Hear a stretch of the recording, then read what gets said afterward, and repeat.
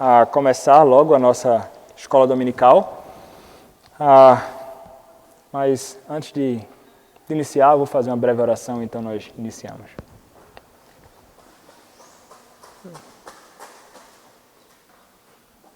Nosso Deus, nós queremos te agradecer, Pai, mais uma vez, por esta ocasião tão oportuna, tão importante, quando nós, reunidos pós-culto, temos a oportunidade de estudar um pouco sobre a adoração pública, Pai, sobre culto.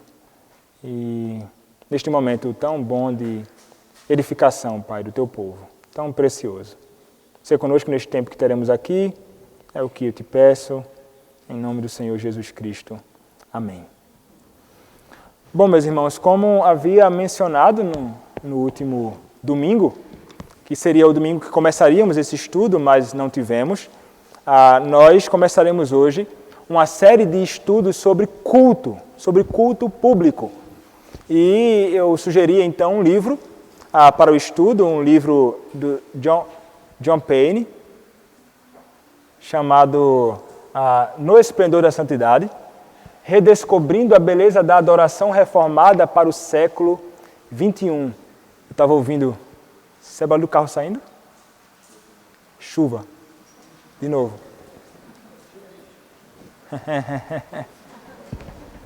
Eu já estou com medo já dessa chuva.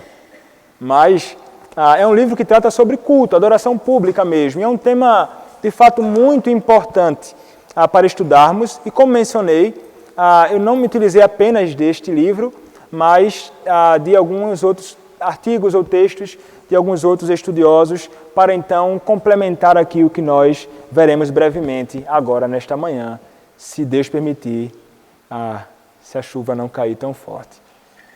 Mas o tema então deste estudo é por que uma liturgia? Este é o tema. E então o John Payne ele vai começar a falar sobre, primeiramente, antes de ele iniciar a tratar sobre o que é liturgia, então ele vai nos apresentar a realidade de que o culto público, a adoração solene a Deus, é o momento mais importante e mais maravilhoso do povo de Deus. Isto é uma realidade. Nesta vida, meus irmãos, não há nada mais importante, não deve existir nada mais maravilhoso que a adoração pública ao nosso Senhor. Como mencionei em outras ocasiões, é a ocasião em que nós temos um encontro todo especial com o nosso Deus, e então nós temos a graça de receber dele benefícios os mais ricos através dos meios de graça que ele ordenou para que desfrutemos, pregação na palavra, a oração, a leitura da Escritura, meios, os sacramentos, meios através dos quais o Senhor nos abençoa grandemente. Então, ter esse encontro especial com Deus deveria, então, ser, de fato, o que nós devemos mais desejar. E, meus irmãos, quando se trata de culto, de adoração a Deus, é algo que não se limita apenas a nós, crentes, criados à imagem de Deus. Querubins, serafins, anjos, se debruçaram na adoração ao Senhor. E é interessante quando nós olhamos para a Escritura e nós contemplamos o glorioso culto celestial que nós encontramos revelados na Escritura Sagrada. Quando nós olhamos, por exemplo, para Isaías capítulo 6, do verso 1 ao verso 3, nós encontramos a ocasião em que Isaías ele está diante do Senhor e nos apresenta uma realidade de uma ocasião de culto celestial de modo extraordinário. Texto que nós conhecemos, texto que nós já fizemos a leitura aqui, inclusive, e então nós encontramos Isaías dizendo assim: no ano da morte do rei Uzias, eu vi o Senhor assentado sobre um alto e sublime trono, e as abas de suas vestes enchiam o templo. Serafins estavam por cima dele, cada um tinha 6 asas, com 2 cobria o rosto, com 2 cobria os seus pés, e com 2 voava, e clamavam uns para os outros, dizendo: Santo, Santo, Santo é o Senhor dos exércitos, toda a terra está cheia da sua glória. Então vejamos, meus irmãos, aqui se trata de uma ocasião de adoração celestial extraordinária. Mas nós não encontramos isso apenas no Antigo Testamento. Quando nós olhamos para o último livro da Escritura, em Apocalipse, capítulo 5, do versículo 11 até o versículo de número 14, nós encontramos as seguintes palavras.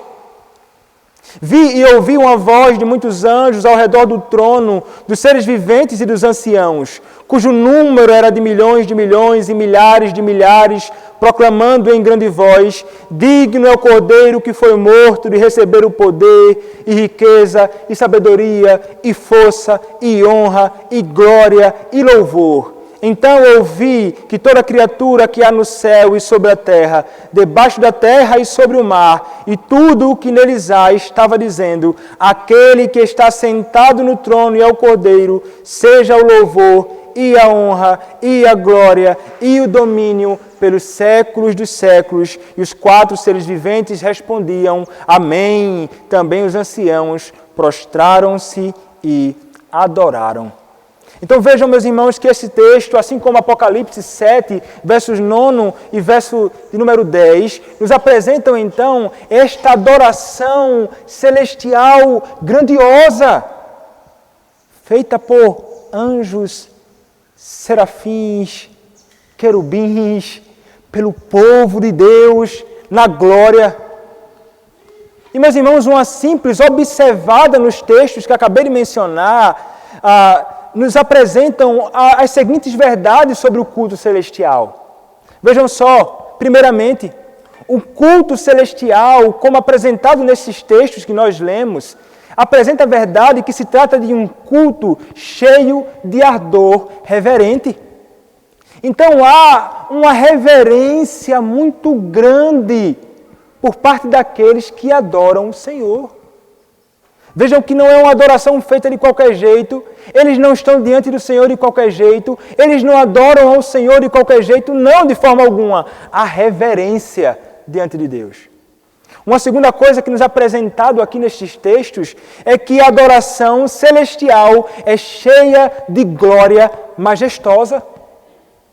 Ela é grandiosa, ela é majestosa, ela é gloriosa, coisa extraordinária experimentaram esses santos aqui como descritos na palavra. Em terceiro lugar também, a adoração ela é cheia de alegria. Não são pessoas mortas como se estivessem adorando um Deus morto e aquele negócio... Não existe isto. Existe plena e grande alegria no coração daqueles que adoram a Deus. Uma outra verdade, em quarto lugar, é que esta adoração ela é totalmente centrada em Deus. É totalmente centrada no Deus Trino. Não é uma adoração feita a falsos ídolos, não é uma adoração feita aos homens, não é uma adoração de si mesmo, mas uma adoração ao Senhor. Então ela é centrada em Deus. E em quinto lugar, é uma adoração que é voltada e revela em toda adoração a pessoa e obra redentora de Cristo. Ele é exaltado, Ele é elevado. A sua obra e a sua pessoa são conhecidas nesta adoração pública a Deus. Mas, meus irmãos, a realidade é que em nossos dias, esta reverência, este temor, esta alegria, esta sinceridade, esta devoção na adoração pública a Deus tem se perdido. Tem se perdido nos cultos das igrejas hoje. Muitas coisas têm se perdido no meio da adoração falsa feita em muitas igrejas por aí. Os meios de graça, meios através dos quais Deus abençoa o seu povo, têm sido deixados de lado. E coisas que são estranhas à Escritura, estranhas ao culto público a Deus, têm tomado lugar disto. E as pessoas então têm se perdido numa adoração que não é conforme a palavra de Deus, mas uma adoração que é simplesmente segundo a própria imaginação deles. Então, meus irmãos, se faz de fato urgente que tratemos sobre culto público a Deus. Porque, como diz o próprio autor do livro, é indispensável recuperar uma liturgia bíblica que estabeleça e proteja os meios de graça. É imprescindível que nós recuperemos uma liturgia bíblica que preserve os meios de graça que o Senhor concedeu à igreja para o próprio benefício da igreja e para a glória do seu nome. A liturgia fará isto. Um culto segundo Deus fará isto. Mas quando nós falamos de liturgia, algumas pessoas se assustam. Esse nome, de fato, assusta muita gente. Escutam, liturgia? Que negócio é esse? Isso parece com coisa ligada ao romanismo. Isso é coisa ligada ao anglicanismo, ao alto-anglicanismo. Liturgia é coisa estranha. A liturgia engessa, a liturgia amarra, a liturgia toma liberdade. Liturgia não é coisa de cristão evangélico, não. Muitas pessoas imaginam, e há várias argumentações neste sentido também. E realmente, meus irmãos, quando nós falamos de liturgia, nós encontramos pelo menos dois extremos nas igrejas. Ou na cabeça de muitas pessoas também. Dois extremos, inclusive, que devem ser evitados por nós. Um primeiro extremo é aquela chamada alta liturgia. Aqueles que são envolvidos com algum tipo de liturgia não devem abraçar a chamada autoliturgia apresentada pelos romanistas e outras tradições cristãs. Há uma liturgia, de fato, que ela envolve tudo na adoração. Inclusive a entrada das pessoas, a saída das pessoas, determinados gestos dentro da adoração, vários movimentos, de fato, estranhos à Escritura, estranhos às prescrições bíblicas para a adoração pública, determinados modos de andar, de se comunicar, de gesticular, de se dirigir às pessoas. Há formas que, de fato, na liturgia alta ou envolvida com o romanismo, é um tipo de coisa realmente estranha à Escritura Sagrada. Não há nem um pouco de simplicidade na adoração pública deles, mas sim complexidade demais. É talvez mais complexo, inclusive, que a adoração pública no Antigo Testamento, que era complexa. E que então todos aqueles tipos e complexidades encontraram o seu cumprimento em Cristo e agora temos uma adoração pública simples, mas não menos gloriosa. Mas parece que as igrejas querem voltar para um tipo de adoração complexa e um tipo de liturgia estranha àquilo que a Escritura revela e aquilo que a Igreja de Cristo, durante os séculos, nos apresentaram como uma forma mais adequada de organizarmos a adoração pública ao nosso Senhor. Então devemos rejeitar a chamada autoliturgia, como nas igrejas papistas ou romanistas. Mas um outro problema também são aqueles que vão sustentar a ideia de uma liturgia livre. Ou seja, esses são aqueles que querem estar livres de liturgia. E vão dizer assim, não, negócio de liturgia não existe. E eu vou fazer de qualquer jeito. Não é? A adoração de qualquer jeito, da forma que eu pensar que deve ser feito, e então eu não quero estar amarrado a nada, não. Ao papel, a uma ordem de culto. E geralmente isso está envolvido com aqueles que são chamados de pentecostais ou neopentecostais. Eles não querem envolvimento com coisas desta natureza. Se estivessem um pentecostal, talvez, no culto público que nós prestamos aqui, eles vão olhar assim para a liturgia e... Que negócio frio, não tenho fervor pentecostal nessa adoração aqui não, é engessado, é travado, que negócio difícil, dá vontade até de dormir. Isso é estranho. Isso é estranho especialmente para nós que conhecemos e sabemos o que é a adoração pública e diante de quem nós estamos. Então, meus irmãos, esse segundo grupo, ele é aquele que rejeita a liturgia. Eles rejeitam a liturgia, mas mesmo rejeitando, eles têm uma liturgia. Basta observarmos o culto que eles prestam. Observe um culto. Dificilmente você vai se dar o trabalho de fazer isso, né? Eu vou lá na igreja pentecostal para ficar observando o culto deles. Mas Você que já teve alguma experiência, você vai perceber, há uma liturgia, por mais que não seja estampada no papel, há todo um processo de como o pastor entra, do que ele vai falar no início do culto, o que vem logo após a oração que ele faz, o que vem antes da pregação, a pregação, quando tem pregação, o que vem depois da pregação. Há um processo, há uma ordem, por mais que por vezes fica um pouco difícil até de identificar, porque não há uma harmonia entre as igrejas, e nem sempre há algo constante na liturgia. Há uma mudança frequente muitas vezes, mas há aquilo que é sempre repetido ali. Como escreveu um teólogo citado pelo próprio John Payne, toda igreja tem uma liturgia. Não importa se seus membros se considerem litúrgicos ou não. A liturgia é meramente a forma e ordem do culto de adoração. Tanto a mais alta missa anglo-católica, quanto o mais baixo culto de adoração e louvor evangélico são litúrgicos, no sentido mais estrito da palavra. Obviamente, há entre eles uma diferença dramática na liturgia, mas ambos compreendem uma forma e ordem de culto. Podem rejeitar, mas praticam. No discurso não existe, mas na prática há. Então nós poderíamos perguntar assim, o que significa então liturgia? Meus irmãos, numa definição bem simples, liturgia significa atos de adoração e ordem da adoração. Liturgia é apenas a ordem e forma do culto. Liturgia está diretamente ligado a serviço, e de modo particular na igreja cristã ao serviço público prestado por toda a Igreja de Cristo no dia do Senhor. A liturgia é aquilo que serve, então, para preservar, guardar, organizar os meios de graça que o Senhor ordenou para o culto público.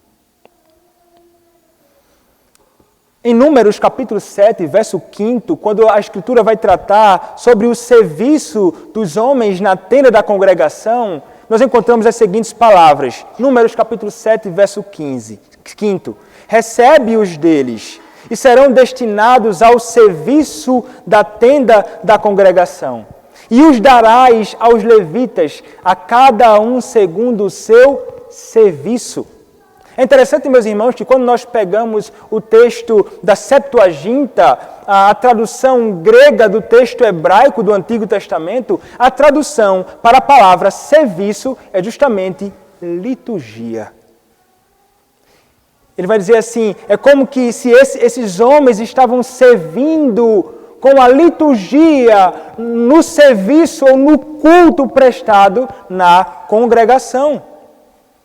No Antigo Testamento havia um povo e um sacerdote intermediando o serviço, e quando ele prestava esse serviço, ele estava como que organizando numa liturgia a sua adoração. Havia um processo todo de organização na adoração ao Senhor no Antigo Testamento. No Novo Testamento, a palavra liturgia também aparece, menos vezes que no Antigo Testamento, mas aparece. Aparece pelo menos 6 vezes e tem o significado do Antigo Testamento também. É de serviço, como no caso em que Zacarias, o sacerdote, tinha feito um serviço a Deus. E ele então também é chamado, e então ele sabe de que terá um filho. Mas o fato é, ele servia ao seu Deus. Ele prestava como que uma liturgia ao Senhor, uma adoração a Deus. Então havia, e essa palavra no grego traduzida por serviço é justamente a palavra liturgia, o que dá origem à palavra liturgia. Aparece o verbo no Novo Testamento da palavra ou o substantivo em outros textos também. Mas em Atos, capítulo 13, verso 2, aparece aqui com um sentido particular. A palavra liturgia aparece com um sentido bem particular e específico. Em Atos, capítulo 13, verso 2, vai dizer assim, e servindo eles ao Senhor e jejuando, disse o Espírito Santo: separai-me agora Barnabé e Saulo para a obra a que os tenho chamado. Meus irmãos, isso aqui está ligado à adoração. E essa palavra traduzida por servindo é a palavra no original liturgia. É um verbo que é utilizado aqui. Essa palavra, então, ela encontra a expressão na Escritura Sagrada. Ela encontra a expressão tanto no Antigo como no Novo Testamento. E é justamente esta ideia que nós queremos trazer para nós sobre a palavra liturgia. Aponta para esta ocasião de culto solene, porque liturgia é serviço a Deus, como aqui apresentado em Atos capítulo 13, verso 2. Liturgia, meus irmãos, é algo que nós devemos então considerar seriamente.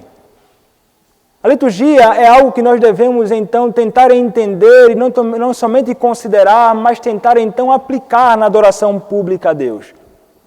Mas a liturgia, ela deve ser algo que não deve ser feito de todo jeito ou, como nós imaginamos, sem fundamento nenhum. A Escritura Sagrada deve ser aquilo que vai regular a liturgia. Liturgia é algo prescrito, ou seja, imposto com base numa autoridade. E a liturgia bíblica reformada, ela tem por autoridade e é regulada pela Escritura Sagrada somente. É por ela somente e nada mais. O conteúdo e fundamento é a Escritura. O que então é o que confere e fala o que é o conteúdo da liturgia é a Escritura, bem como a forma de culto é a própria Escritura também. Quem diz? Então ela vai falar quem são os elementos e qual é a forma que a adoração pública a Deus deve ser prestada. A liturgia regulada pela Bíblia, diz Payne, preserva e promove o culto que exalta a Deus. Está centralizado em Cristo e é cheio do Espírito. E então continua dizendo, a inspirada e autoritativa palavra de Deus deve ser a fonte e a substância da nossa liturgia, estabelecendo assim os meios que Deus prometeu abençoar na vida de seus filhos redimidos. Então a Escritura, ela é fundamental para a verdadeira, sadia e bíblica liturgia na adoração pública ao Senhor. O doutor Paipa, ele vai apresentar, num de seus artigos, 4 princípios para a liturgia reformada. Ele vai dizer o seguinte: primeiro, a forma deve ser consistente com o princípio regulador. Portanto, deve incluir todos os elementos da adoração. Então, quando ele fala aqui sobre o princípio regulador do culto, ele está falando sobre uma doutrina, um ponto da nossa fé que é fundamental. O princípio regulador do culto é a Escritura Sagrada. A Escritura Sagrada é que vai determinar quais são os elementos do culto público a Deus.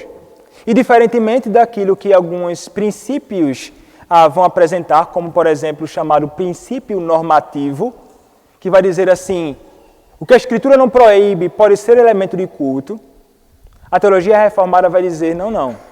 Somente aquilo que é ordenado pela Escritura expressamente, ou que é deduzido ou inferido da Escritura, é elemento de culto. Então a Escritura, ela é de fato o fundamento para estabelecer quais são os elementos, bem como a liturgia. Então a nossa liturgia, meus irmãos, ela é algo que revela muito sobre aquilo que nós cremos. A liturgia revela a nossa teologia. E a nossa teologia encontra expressão na nossa liturgia. Se você quer saber qual a teologia de uma igreja, basta você ir no seu culto. Você vai conseguir identificar qual a liturgia deles, qual a compreensão da adoração pública que eles têm. Se é estranha ou se é bíblica. Então, o princípio regulador é de fato algo fundamental para que entendamos. Então, para que o culto seja prestado a Deus, o culto tem que ter somente aquilo que foi ordenado pela própria Escritura e nada além dela. Então, é somente com estes elementos que nós trabalharemos, como posto aqui na nossa liturgia pública: leitura da Escritura, oração, cântico, pregação da palavra, administração dos sacramentos. São elementos que são comuns ao culto público e que, domingo após domingo, nós temos a graça de desfrutar. E alguns elementos que não são de domingo após domingo, mas também são elementos de culto, quando há ocasião para isso, que são votos e juramentos também na adoração pública a Deus. Mas veja, esses elementos que eu acabei de mencionar são elementos que são ordenados pelo próprio Deus na Escritura como elementos de culto. E sobre estes elementos nós trataremos nos próximos estudos. Veremos um por um, para que possamos entender que, de fato, esses elementos são, de fato, elementos na adoração pública a Deus. Então, a coisa que nós devemos saber, meus irmãos, é que a Igreja de Cristo, comprometida com a adoração verdadeira, é uma igreja comprometida com a Escritura Sagrada, com sola Escritura, através da qual nós somos ensinados a adorar a Deus, não segundo as nossas preferências ou achismos, mas segundo Deus. E por que segundo Deus? Porque apenas Ele determina os elementos de culto. E apenas Ele quem determina o modo que deve ser adorado. Sendo Deus, então, o objeto da adoração, nada melhor que ouvir o próprio Deus falar e nada melhor do que ouvir a própria palavra nos conduzindo no modo que o agrada na adoração. São exatamente e apenas os meios que foram ordenados por Deus que glorificam o seu nome, meus irmãos, e que beneficiam o povo da aliança. Os meios ordenados por Deus para a adoração são mais que suficientes. E a Igreja de Cristo é abençoada, edificada, encorajada, nutrida de real e viva esperança através dos elementos que o próprio Senhor prescreveu e nada mais. Portanto, fazer a vontade de Deus, segundo o princípio da Escritura, ao invés de seguir a nossa própria imaginação ou desejo de um público pragmático, é, sem sombra de dúvidas, o melhor caminho para a adoração, fazer a vontade do Senhor. Um segundo ponto que o Dr. Piper vai apresentar é que a ordem que realmente comunicará a teologia reformada ou o culto reformado é uma ordem pactual. O que vai ditar e o que vai ordenar o culto público a Deus e a ordem do culto público a Deus é uma ordem pactual. Nós entendemos, portanto, que a teologia do pacto é fundamental para que nós compreendamos o que é culto e como o culto acontece e por que razão o culto é da forma que é. Então, há um diálogo e nós veremos isto, e a razão para isto, e o fundamento disto. Terceiro, deve haver um ciclo do Evangelho que fala de uma espécie de lógica do Evangelho. Veremos isso também. Alguns elementos são do lado de Deus, é Deus quem comunica e fala, e então existem os elementos do lado do homem, que são os homens então se voltando para este Deus que falou. E em quarto lugar, a forma deve ser moldada também pela tradição reformada. E quando falamos em tradição, não é a tradição pela tradição, mas a tradição escriturística. A tradição que encontra fundamento bíblico. Então, meus irmãos, o que vai determinar muito da nossa adoração pública a Deus e por que razão é da forma que é a adoração pactual. Nossa adoração deve ser organizada de acordo com a doutrina da aliança da graça. O cerne, meus irmãos, da nossa relação de aliança com Deus é encontrada, por exemplo, em Gênesis 17:7, com a promessa de Deus a Abraão: "E eu estabelecerei a minha aliança entre mim e ti, e os teus descendentes depois de ti, através das suas gerações, por uma aliança eterna, para que seja Deus para você e seus descendentes depois de você." Então, é interessante quando nós olhamos para as relações pactuais de Deus, que sempre existe aquela relação de Deus como nosso Deus, Ele é o nosso Deus e nós somos o teu povo. Essa é a linguagem pactual, né? Eu sou o teu Deus e então, e vocês são o meu povo. E nós falamos, tu és o nosso Deus e nós somos o teu povo. Essa é a linguagem pactual de um relacionamento pessoal da Igreja de Cristo com o seu Senhor. Então, Deus é o nosso Deus e nós somos o seu povo. E é justamente esse princípio que vai regular muito da nossa adoração. O que acontece então num culto ou nesse princípio pactual que é estabelecido para nós? Veja, é um princípio.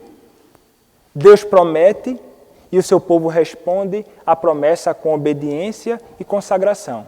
Isso é o que vemos na relação pactual entre Deus e o seu povo. Deus promete e o seu povo responde à promessa com obediência e consagração. Deus, ele age na redenção e nós respondemos como? Com gratidão e serviço. Então veja, a Deus agindo e então a resposta nossa à ação de Deus. Relação pactual. Deus fala conosco e nós respondemos com louvor. É sempre esse diálogo. A adoração, meus irmãos, reformada, ela aponta para essa realidade pactual. A adoração pactual nos ensina que existe um diálogo na adoração entre o Senhor e o seu povo. É exatamente isso que tentamos fazer aqui na adoração pública. Santa Convocação, Deus falando. Então respondemos a Deus, adoração, uma oração de adoração e invocação ao Senhor. E então cantamos um hino ou um salmo. Depois o Senhor mais uma vez fala conosco, revelando a sua vontade. Você é pecador. Então nós respondemos com oração de confissão de pecados. Depois mais uma vez o Senhor fala conosco dizendo, você tem o perdão dos seus pecados em mim. E então, em resposta à certeza do perdão, nós cantamos ao Senhor, bendizendo a sua bondade e misericórdia. Então, nós lemos a Escritura Sagrada, onde temos a graça de ouvir mais uma vez o Senhor falar através da sua palavra. E então depois nós cantamos ao nosso Deus, preparando-nos para ouvir o Senhor falar conosco. E então o Senhor fala conosco através da pregação do Evangelho. E depois nós respondemos à pregação do Evangelho louvando ao Senhor. E então oramos a Ele, dando graças a Ele pelo culto que nós tivemos a graça de prestar a Ele. E então, mais uma vez, Ele fala conosco no final, dando-nos a bênção, despedindo-nos. O culto pactual, bíblico, reformado, ele há uma ordem e o princípio é justamente o princípio pactual ou dialogal. É o Senhor falando com o seu povo e o seu povo falando com o seu Deus. Deus falando com o seu povo e o seu povo falando com o seu Deus. É Ele falando no princípio, é Ele falando no fim, é Ele nos chamando e é Ele nos despedindo. Esse é um princípio fundamental para a teologia reformada no que diz respeito à adoração pública. De acordo com Gênesis capítulo 4, verso de número 26, meus irmãos, estar em aliança com Deus é invocar o nome do Senhor. E invocar o nome de Deus, e invocar sua presença, é curvar-se e adorá-lo em reverência, humildade e submissão. É interessante notarmos que depois do dilúvio, Noé, ele dialogou com Deus por meio de um holocausto que subiu ao céu com uma fumaça que encheu as narinas de Deus com um aroma agradável em Gênesis capítulo 8, verso de número 21. Quando Moisés também, ele encontrou com Deus no Monte Sinai, o que foi que ele fez? Ele se prostrou na terra imediatamente, e o que ele fez? Adorou. Êxodo, capítulo 34, verso 8. Da mesma forma, meus irmãos, quando João testemunhou o Cristo ressurreto, em Apocalipse, capítulo 1, verso 17, o que aconteceu? Ele caiu a seus pés como morto. Há uma ação, há uma manifestação de Deus, há uma expressão também daqueles que se deparam com este Deus pactual. O que acontece, como lemos em Isaías 6? O temor tomou o coração de Isaías de terror e reverência diante do Senhor, diante do Deus que ele estava presente na adoração. Contudo, os israelitas demonstraram confiança quando buscaram a Deus da maneira que ele prescreveu e ele os deixou o achar. Ele se deixou ser encontrado e conhecido pelo povo. Este mesmo Deus que é terror e que exige de nós uma reverência, é o mesmo Deus que permite que nós nos voltemos para Ele.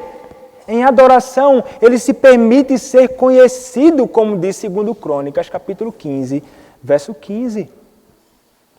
E o salmista era alguém que poderia e podia se regozijar, porque mesmo estando diante de um Deus santo e terrível, ele encontra a certeza de que seus pecados foram perdoados, como no Salmo de número 32, do verso 1 ao 5. Isto, meus irmãos, é algo que norteia, é um princípio que está por trás deste tipo de adoração pública que nós prestamos ao nosso Senhor. O culto é pactual, há um diálogo. Como diz o Dr. Piper mais uma vez, a aliança tem duas partes, com Deus como a parte inicial e o homem como aquele que responde. Isso é ilustrado na adoração do tabernáculo, isto é ilustrado na adoração no templo. Como sacerdotes, não apenas entrando no Santo dos Santos para agir em nome do povo, mas também saindo para ministrar ao povo em nome de Deus. Então ele ia em nome do povo e ele voltava então para ministrar ao povo em nome do Senhor. Agora temos acesso à sala do trono para falar nossas partes de adoração. Mas nós somos sacerdotes, não profetas, ele vai dizer. Deus fala conosco por meio de nossos profetas. Quem são os nossos profetas? Nossos ministros.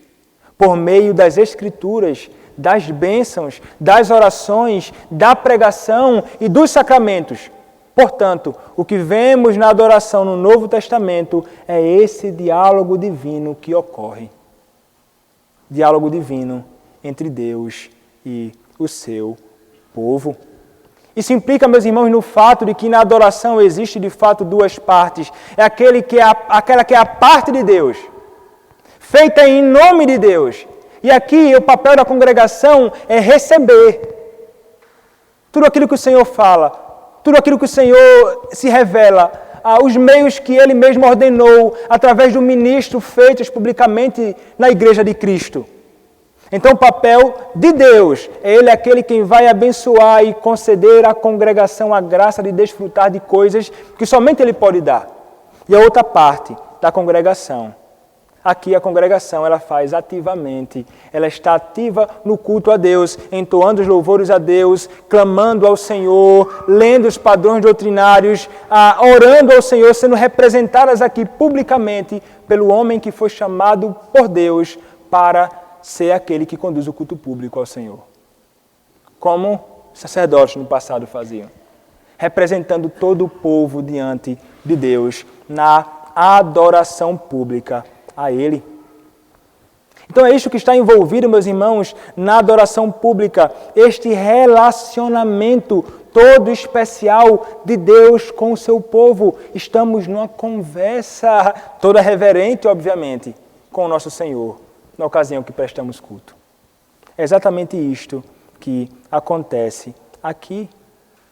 É um culto prestado a Deus nestes termos.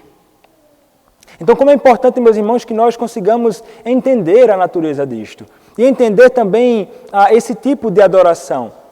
Não é algo que é simplesmente fruto da nossa imaginação, não é algo que é simplesmente fruto de nossos achismos, não é algo que é simplesmente algo que nós imaginamos que parece ser o melhor, não. Há princípios na Escritura que nos conduzem a compreender esta realidade tão importante na adoração que prestamos ao nosso Senhor.